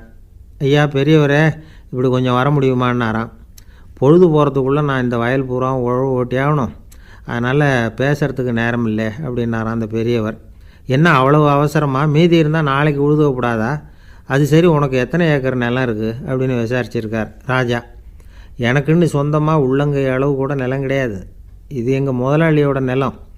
இதை பூராவும் உழுது முடித்தாதான் அவர் கூலி கொடுப்பார். நான் கூலிக்கு உழுதுகிட்டு இருக்கிறேன். உங்ககிட்ட பேசிக்கிட்டு இருந்தால் அவருக்கு துரோகம் பண்ணது மாதிரி ஆகிடும் அப்படின்னாராம். ராஜா குதிரையை விட்டு கீழே இறங்கினார். வரப்பில் நடந்து அந்த பெரியவர்கிட்டே போனாராம். சரி, ஒரு நாள் பூரா உழுதா உனக்கு எவ்வளவு கூலின்னு கேட்டிருக்கார். 8 அணா கூலி கிடைக்கும்னாராம் அவர். இது ரொம்ப காலத்துக்கு முன்னாடி நடந்த ஒரு சம்பவங்கிறதுனால அப்போ 8 அணா கூலிங்கிறது ரொம்ப பெருசு. இருந்தாலும் அதுவும் அந்த ராஜாவுக்கு பெரிய கூலியாக தெரியல. இவ்வளவு தானா, இதை வச்சுக்கிட்டு நீ எப்படி காலம் தள்ளுற அப்படின்னாராம். ஒன்றும் கவலை இல்லை அப்படின்னாராம் அவர். ராஜாவுக்கு ரொம்ப ஆச்சரியமாக போச்சு. 8 அணா கூலி வாங்குகிற இந்த ஆள் கவலை இல்லாமல் இருக்கிறார், ஏராளமான வசதியோடு இருக்கிறன்னா கவலை இல்லாமல் வாழ முடியலையே அப்படின்னு நினச்சி பார்த்துருக்கார். அது சரி, 8 அணாவில் எப்படி குடும்பம் நடத்துகிற அப்படின்னு கேட்டாராம். எனக்கு கிடைக்கிற 8 அணாவில் 2 அணா குடும்பத்துக்கு செலவழிக்கிறேன், 2 அணா பழைய கடனுக்கு கொடுக்குறேன், 2 அணா தர்மம் செய்கிறேன், 2 அணா வட்டிக்கு கொடுக்குறேன், ஒரு குறையும் இல்லைன்னாராம். ராஜாவுக்கு ஒன்றும் புரியல. எனக்கு ஒன்றும் புரியலையேன்னு இருக்கார். ஐயா, எனக்கும் என் மனைவிக்கும் 2 அணா செலவாகுது. வயசான அம்மா அப்பா இருக்கிறாங்க, சின்ன வயசில் என்னை காப்பாற்றினவங்க அவங்க. அந்த கடனுக்கு 2 அணா செலவாகுது, அது பழைய கடன். என் தங்கச்சி ஒருத்தி ஆதரவு இல்லாத நிலைமையில் தன்னுடைய மகனோட என் வீட்டில் வந்துருக்கிறா. அவளுக்கும் அவள் மகனுக்கும் 2 அணா செலவு பண்ணுறேன். அது தர்மம். எனக்கு 2 பிள்ளைங்க இருக்கிறாங்க. அவங்களுக்கு 2 அணா செலவு பண்ணுறேன். அது வட்டிக்கு கொடுக்கறது மாதிரி. பிற்காலத்தில் அவங்க எங்களை காப்பாற்றுவாங்க. அந்த வகையில் நான் திருப்தியோடு வாழ்ந்துக்கிட்டு இருக்கிறேன் அப்படின்னாராம். ராஜாவுக்கு அர்த்தம் புரிய ஆரம்பிச்சுதான். அந்த பெரிய நிலத்தை விலை கொடுத்து வாங்கி அந்த பெரியவருக்கே தானமாக கொடுத்துட்டாராம். இப்போ உழுதவருக்கே நிலம் சொந்தமாகிட்டுது. அன்னையிலேருந்து அரசனுக்கும் ஆறுதல் கிடைச்சிதான். இப்படி ஒரு கதை சொல்லுவாங்க. 8 அணா வருமானத்தை வச்சுக்கிட்டு எப்படி காலத்தை தள்ளுறதுன்னு சொல்கிறதுக்காக இந்த கதையை சொல்கிறதாக யாரும் தப்பாக நினச்சிக்கக்கூடாது. கிடைக்கிறத எப்படி பங்கு போடுறார், எப்படி திருப்தியாக வாழறார் அப்படிங்கிறது தான் முக்கியம். அது மாதிரி இன்றைக்கு இந்த பொங்கல் திருநாளில் உழவர்கள் மனசு மகிழ்ச்சியாக இருந்ததுன்னா அது எல்லாரும் மகிழ்ச்சியாக இருக்கிறது மாதிரி அர்த்தம். அதனால் அவர்கள்ட்டேருந்து நாம் பாடம் கற்றுக்கணும். சில உழவர்கள் தங்கள் நிலத்தில் விளையிறத தாங்கள் சாப்பிட மாட்டாங்க. அடுத்தவங்கள்ட்ட விற்றுட்டு சந்தையில் போய் வேறு அரிசி வாங்கிட்டு வந்து தான் இவங்க சாப்பிடுவாங்க. அப்படிப்பட்ட விவசாயிகள்லாம் இது உண்டு. பங்கிடுகிற பண்பை உழவர்கள்ட்டேருந்து கற்றுக்கொள்ளுங்கள் அப்படிம்பாங்க. ஒரு ஆள் நிம்மதியாக மகிழ்ச்சியாக இருந்தானா, உங்கள் நிம்மதிக்கும் மகிழ்ச்சிக்கும் என்ன காரணம்னு கேட்டிருக்கார் இன்னொருத்தர். என்கிட்ட இருந்தது பூராவையும் என் பிள்ளைங்களுக்கு சமமாக பங்கு போட்டு கொடுத்துட்டேன், எனக்குன்னு எதுவுமே வச்சுக்கல, அதுதான் நிம்மதிக்கு காரணம்ன்றிருக்கான். உங்ககிட்ட இருந்தது எவ்வளவு இருந்தது அப்படின்னு கேட்டிருக்காரு அவர். மொத்தமாக ஒரு 50,000 ரூபா இருக்கும் அப்படின்னு இருக்கான். அவ்வளவும் பணமாகவே இருந்ததா அப்படின்னு கேட்டிருக்காங்க இவங்க. இல்லைங்க, அவ்வளவும் கடன், அதை தான் பிரித்து கொடுத்துருக்கேன் பிள்ளைங்கக்கிட்ட அப்படின்னு நானும். அவன், ஐயா உங்கள் பேரை தொடர்ந்து தினம் கேட்டுக்கிட்டு இருக்கிறேன் அப்படின்னார் ஒருத்தர். தொடர்ந்து கேட்குறீங்களே, உங்களுக்கு காது வலிக்கலையா அப்படின்னு கேட்டோம். பேசுகிற உங்களுக்கே வாய் வலிக்கலை அப்படிங்கிறப்போ கேட்குற எங்களுக்கு எப்படி காது வலிக்கும் அப்படின்னார். நம்ம உடம்புல ஒரு அதிசயம் என்ன தெரியுமா? ரொம்ப நேரம் நாம் நடக்கிறோம்னு வச்சுக்கோங்க, கால் வலிக்கும். ரொம்ப நேரம் வேலை செஞ்சால் கை வலிக்கும், உடம்பு வலிக்கும். ரொம்ப நேரம் பார்த்துக்கிட்டே இருந்தால் கண்ணு வலிக்கும். ரொம்ப நேரம் பேசிக்கிட்டே இருந்தால் வாய் கூட வலிக்கும். ஆனால் ரொம்ப நேரம் கேட்டுக்கிட்டே இருக்கிறதுனால காது வலிக்கிறது இல்லை. அதனால் கேட்குறதுக்கு முக்கியத்துவம் கொடுத்தாங்க நம்ம பெரியவங்க. திருவள்ளுவர் தேவையில்லாமல் வார்த்தைகளை உபயோகப்படுத்த மாட்டார். ஒரு திருக்குறள்னு எடுத்துக்கிட்டாவே அதில் மொத்தம் 7 வார்த்தைகள், அவ்வளவுதான். அப்படி 7 வார்த்தைகள் மட்டுமே உள்ள ஒரு திருக்குறளில் வள்ளுவர் ஒரே வார்த்தையை 5 தடவை உபயோகப்படுத்தியிருக்கிறார், திரும்ப திரும்ப பயன்படுத்தியிருக்கிறார். அப்படின்னா அதை எந்த அளவுக்கு வலியுறுத்தி சொல்கிறார் அப்படிங்கிறத நாம் புரிஞ்சுக்கணும். அது என்ன குறள்? செல்வத்துள் செல்வம் செவிச்செல்வம், அச்செல்வம் செல்வத்துள் எல்லாம் தலை. செவிச்செல்வம்ங்கிறது அவ்வளவு முக்கியமானது. கற்றலின் கேட்டல் நன்று. அதிகம் கேட்கணுங்கிறதுக்காகத்தான் எவ்வளவு கேட்டாலும் காது வலிக்கிறதில்ல. குறைச்சலாக பேசணும், அதிகமாக கேட்கணும். இன்னொரு விஷயம் கவனிங்க. நம்ம உடம்பில் கண்ணுக்கு மூடி இருக்குது, எதையாவது நாம் பார்க்க விரும்பலைன்னா உடனே கண்ணை மூடிக்கலாம். நம்ம வாய்க்கு மூடி இருக்குது, பேச விருப்பம் இல்லையா, வாயை மூடிக்கலாம். மூக்குக்கு கூட மூடிக்கிற வசதி இருக்குது, எதையாவது முகர விருப்பம் இல்லையா, மூச்சை அடக்கிக்கலாம். ஆனால் பாருங்கள், காதுக்கு மூடி கிடையாது, அதை கையால் தான் மூட முடியும். யார் என்ன சொன்னாலும் அது நல்லதோ கெட்டதோ காதில் விழுந்துக்கிட்டு தான் இருக்கும். அறிவு தான் நல்ல விஷயங்களை எடுத்துக்கிட்டு கெட்ட விஷயங்களை விட்டுடணும். நல்ல கருத்துக்கள் நம்ம காதில் நிறைய விழுந்துக்கிட்டே இருக்கணும். அதை கேட்டு நாம் நல்லபடியாக வாழணுங்கிறது தான் படைப்பின் விருப்பம். ஆன்மீகவாதிகள் கூட ஒன்று சொல்லுவாங்க. அதாவது ஆன்மீக பாதையில் நீங்கள் முன்னேறணும்னா முதல்ல சிரவணம் செய்யணும்பாங்க. அதாவது பெரியவங்க சொல்கிற நல்ல கருத்துக்களை கேட்கணும் அப்படின்னு அதுக்கு அர்த்தம். அதனால் யார் நல்ல கருத்துக்களை சொன்னாலும் அதை காது கொடுத்து கேளுங்க. இவ்வளவு கருத்துக்களையும் நம்ம நேயர் ஒருத்தர்கிட்ட சொல்லிகிட்டு இருந்தோம். அவரும் சரி சரின்னு தலையாடிக்கிட்டே இருந்தார். அப்புறம் சொன்னார், நீங்கள் சொல்கிறது சரிதான் சார், காதுக்கு மூடி இல்லைங்கிறது ரொம்ப சரி. அதனால தான் உங்கள் தகவல் கூட நாங்கள் விரும்புகிறோமோ இல்லையோ தினம் காதில் விழுந்துக்கிட்டு இருக்குது அப்படின்னார். எங்களுக்கு ரொம்ப பெருமையாக இருந்தது. அப்படியா அப்படின்னோம். ஆனாலும் என்ன மாதிரி சில பேர் நீங்கள் தகவல் சொல்கிற சமயத்தில் காதில் மூடி இல்லையேன்னு சொல்லி கவலைப்படுறதில்ல சார் அப்படின்னார். ஏன்னு கேட்டோம். காதை மூடுறதுக்கு தானே வசதி இல்லை, ரேடியோவை மூடுறதுக்கு வசதி இருக்குதுல்ல, அதனால் டக்குன்னு அதை மூடி வச்சுருவோம் அப்படின்னார். வங்க நாவலாசிரியர் சரத் சந்திரர் ஒரு நண்பர் அவர்கிட்ட வந்தார். வழக்கமாக எல்லா எழுத்தாளர்கள்கிட்டையும் கேட்குற ஒரு கேள்வியை கேட்டார். நீங்கள் எழுத்துத்துறைக்கு வந்தது எப்படி? இதுதான் கேள்வி. அதை தெரிஞ்சு என்ன பிரயோஜனம்னார் சரத் சந்திரர். சும்மா சொல்லுங்களேன், தெரிஞ்சுக்கிறேன் அப்படின்னார் வந்தவர். சரி சொல்கிறேன்னு ஆரம்பித்தார். நான் ரங்கூனில் வேலை பார்த்துக்கிட்டு இருந்தேன். சம்பளம் பத்தில் வேலையும் பார்த்துக்கிட்டு ஒரு பலசரக்கு கடை வைக்கலாம்னு நினச்சேன். என்னால் மளிகை கடை வச்சு சரியாக நடத்த முடியுமாங்கிற சந்தேகம் என் மனைவிக்கு. அதை சோதனை பண்ணி பார்க்கணுங்கிறதுக்காக சில பொருள்களின் அளவு, அதோட விலை, இப்படி சிலதை சொல்லி எல்லாத்தையும் மனக்கணக்காக கூட்டி போட சொன்னாங்க. என்னால் சரியாக கூட்டி சொல்ல முடியல. உங்களால் மளிகை கடை நடத்த முடியாதுன்னு சொல்லிவிட்டாங்க. உடனே என்ன பண்ணுறது, வேறு வழி இல்லை, கதை எழுத ஆரம்பிச்சிட்டேன் அப்படின்னார். கேட்டவருக்கு சிரிப்பு வந்துட்டு தான். சரத் சந்திரர் ஒரு பக்கம் சீரியஸான நாவல்கள், சிறுகதைகள் எழுதியிருந்தாலும் அவருடைய இன்னொரு பக்கம் வேறு விதம். நண்பர்கள்கிட்ட பேசும்பொழுதும் சரி, அவர்களுக்கு கடிதங்கள் எழுதும்போதும் சரி, கேலியும் கிண்டலும் நகைச்சுவை உணர்வும் அதிகமாக இருக்கும். காந்திஜி ஒரு சமயம் கல்கத்தாவுக்கு வந்திருந்தார். தேசபக்தர்கள் பல பேர் அவர்கிட்ட பேசிக்கிட்டு இருந்தாங்க. அப்போது சரத் சந்திரரும் அங்கே இருந்தார்.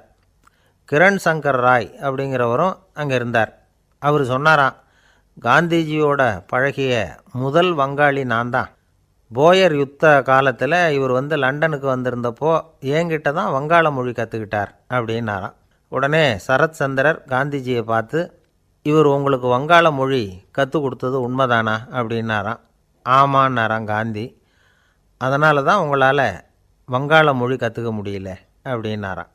எல்லாரும் சிரித்தாங்களாம். சரத் சந்திரர் சாம்தாபேர் அப்படிங்கிற கிராமத்தில் தங்கியிருந்தார். ஒரு இலக்கிய நிகழ்ச்சியில் கலந்துக்கிறதுக்காக. அதுக்காக ஒரு கல்கத்தாவுக்கு போக வேண்டிய சூழ்நிலை. அதுக்காக புறப்பட்டார். அந்த சமயத்தில் பின்னாடி இருந்து யாரோ அவரை கூப்பிட்டாங்க. இப்படி கூப்பிட்டவரை பார்த்து இன்னொருத்தர் யாரோ அதட்டி இருக்கிறாங்க. போகிறவரை ஏன் இப்படி கூப்பிடுறீங்க அப்படின்னு. ஏன் கூப்பிட்டா என்னன்னு கேட்டிருக்கார் சரத் சந்திரர். புறப்படுறவங்கள பின்னாடி இருந்து கூப்பிடுறது அபசகுனம், போகிற இடத்துல ஏதாவது ஆபத்து வரலாம் அப்படின்னு அதுக்கு விளக்கம் கொடுத்துருக்கிறார் அவர். உடனே சரத் சந்திரர் சொன்னாராம், இதோ இவங்க என்னை இலக்கிய கூட்டத்துக்கு அழைச்சிட்டு போகிறாங்களே, இதை விட வேறு என்ன ஆபத்து வந்துட போகுது அப்படின்னாராம். இப்படி சரத் சந்திரருக்கு இயல்பாகவே நகைச்சுவை உணர்வு உண்டு. அவருடைய நண்பர் ஒருத்தர் வீட்டுக்கு கூப்பிட்டுருந்தார். அங்கே ஒரு கச்சேரிக்கு ஏற்பாடு பண்ணியிருந்தாங்க. சரத் சந்திரருக்கு இயல்பாகவே கச்சேரியில் நீண்ட ஆலோசனையெல்லாம் கேட்குறதுக்கு பொறுமை இருக்காது. அதனால் மெதுவாக பாட போகிறவர் எப்படி அப்படின்னு கேட்டிருக்கார். அவருக்கு ரொம்ப நல்லா பாட தெரியும் அப்படின்னு சொல்லியிருக்கிறாங்க. அதுக்கு சரத் சந்திரர், பாட தெரியுங்கிறது சரி, பாட்டை நிறுத்த தெரியுமா, அதை சொல்லுங்கள் முதல்ல அப்படின்னாராம். கங்கை கரை தோட்டம் பக்கத்தில் ஒரு ஆசிரமம், அங்கே ஒரு பெரியவர் தங்கியிருக்கிறார். அவர் தான் ராமகிருஷ்ண பரமஹம்சர். அந்த ஆசிரமம் இருந்த இடம் கரக்பூர். வங்காளத்தில் பொதுவாக எல்லோரும் மீன் சாப்பிட்றது உண்டு. கங்கையில் குளிச்சுட்டு கையில் ஒரு மீனோடு வர்றது வழக்கம். இவர் இருக்கிற இடத்துக்கு கங்கையில் படகு வழியாக வரணும். அப்படி தான் எல்லோரும் வருவாங்க. வர்றவங்கள ஒன்று கூட்டி ஆன்மீக விஷயங்களை பற்றி பேசிக்கிட்டு இருப்பார். ஒவ்வொரு நாள் ஒவ்வொருத்தர் நகரத்துக்கு போகணும். வரும்பொழுது மீன் கொண்டுக்கிட்டு வரணும். அதுக்கு ஒரு அட்டவணையே உண்டு ஆசிரமத்தில். அது பிரகாரம் ஒரு நாள் சுவாமி யோகானந்தர் படகில் போனார். படகை செலுத்தினவங்க ராமகிருஷ்ணரையும் சுவாமி யோகானந்தரையும் மற்றவங்களையும் பித்தர்கள் அப்படின்னு சொல்லி ஏளனமாக பேசினாங்க. அவங்க என்ன பைத்தியம் பிடிச்சவங்க அப்படிங்கிறது மாதிரி. சுவாமி யோகானந்தருக்கு ரொம்ப மென்மையான இதயம். இவங்க இப்படி கண்ணாபின்னான்னு பேசுகிறத பார்த்தா மீனை வாங்கிட்டு திரும்புகிறப்போ என்ன நடக்குமோ அப்படிங்கிற பயம் வேறு வந்துட்டுது அவருக்கு. அவ்வளவு மென்மையானவர். இதை தெரிஞ்சுக்கிட்ட ராமகிருஷ்ணர், யோகானந்தா இங்கே வா அப்படின்னு கூப்பிட்டார். இவர் கண்ணீரை தொடச்சிக்கிட்டே கிட்ட போனார். சொன்னார், ஐயா, படகு ஓட்டுறவங்க உங்களை பற்றி மோசமாக பேசுகிறாங்க. என்ன திட்டினா பரவாயில்ல, ஆனால் உங்களை அவங்க திட்டுறாங்க, அதை என்னால் தாங்கிக்க முடியல அப்படின்னார். இதை கேட்டதும் ராமகிருஷ்ணருக்கு கோபம் வந்துட்டு தான். என்னது, உன்னுடைய குருவை பற்றி அவங்க மோசமாக பேசும்பொழுது நீ சும்மா இருந்தியா, வெளியில் போ அப்படின்னு விட்டார். குரு நிந்தனை செய்கிறப்போ அதை கேட்டுக்கிட்டு சும்மா இருக்கலாமா? குரு நிந்தனையை கேட்டால் பாவம் இல்லையா? என்னை தூற்றும்போது அவங்க பாவம் செய்கிறாங்க, அதை கேட்டுக்கிட்டு நீ சும்மா இருந்தால் நீயும் பாவம் செய்கிற அப்படின்னாராம். அடுத்த நாள் சுவாமி நிரஞ்சனானந்தர் போக வேண்டிய நாள். இவர் படகுல போகும்பொழுதும் அதே மாதிரி நடந்து தான். அவங்க மோசமாக பேச ஆரம்பித்தாங்க, திட்ட ஆரம்பித்தாங்க. அப்படி கேலி பண்ண ஒருத்தனை இவர் என்ன பண்ணார், பலார்னு கன்னத்தில் அரைஞ்சிட்டார். இன்னொருத்தனை கங்கையில் தூக்கி எறியறதுக்கும் தயாராகிட்டார். அதுக்கப்புறம் அவங்க யாரும் வாயை திறக்கலை. மீன் வாங்கிட்டு வர்றப்பவும் படகுல ஒரே அமைதி. அவ்வளவு பயம் அவங்களுக்கு. ராமகிருஷ்ணர் கூப்பிட்டு விசாரித்தார் என்ன நடந்ததுன்னு. இவர் சொன்னார், அவர் யோகானந்தா போகும்பொழுது என்ன நடந்ததோ அப்படியே தான் இப்போவும் நடந்தது. குரு நிந்தனை செய்கிறத கேட்டுக்கிட்டு நான் சும்மா இருப்பேனா, ஒருத்தனை அப்படியே அரைஞ்சுட்டேன், இன்னொருத்தனை ஆற்றுல தூக்கி போட்டுருவேன்னு பயமுறுத்தினேன், அவ்வளவுதான் அப்படின்னாராம். இப்போவும் ராமகிருஷ்ணருக்கு கோபம் வந்துட்டு தான், என்ன இது அணியறது காஷாயம் இருக்கிறது ஆசிரமம், உனக்கு இவ்வளவு கோபம் வந்ததுன்னா அப்புறம் என்னத்துக்கு ஆசிரமத்தில் இருக்கணும், பிரம்மச்சாரி எப்பவும் அமைதியாக இருக்கணும் அப்படின்னு அறிவுரை சொன்னாராம் ராமகிருஷ்ணர். அப்போ இவர் கேட்டாராம், ஏங்க அவருக்கு ஒரு விதமான அறிவுரை சொன்னீங்க, எனக்கு வேறு விதமாக அறிவுரை சொல்கிறீங்க, இதில் எது உண்மை அப்படின்னு கேட்டிருக்கார். இதுக்கு ராமகிருஷ்ணர் சொன்ன பதில் என்னென்னா, அட அசடே, சக்கரத்தில் காற்று அதிகமாக இருந்தால் குறைக்கணும், குறைச்சலாக இருந்தால் கூட்டணும். அவன் சாது, அவனுக்கு அதிக உணர்ச்சி தேவை, உனக்கு படபடப்பு அதிகம், உனக்கு பொறுமை தேவை அப்படின்னாராம். இதில் உள்ள கருத்து என்னென்னா, கல்விங்கிறது எப்படின்னா அதை சூழ்நிலைக்கு தகுந்த மாதிரி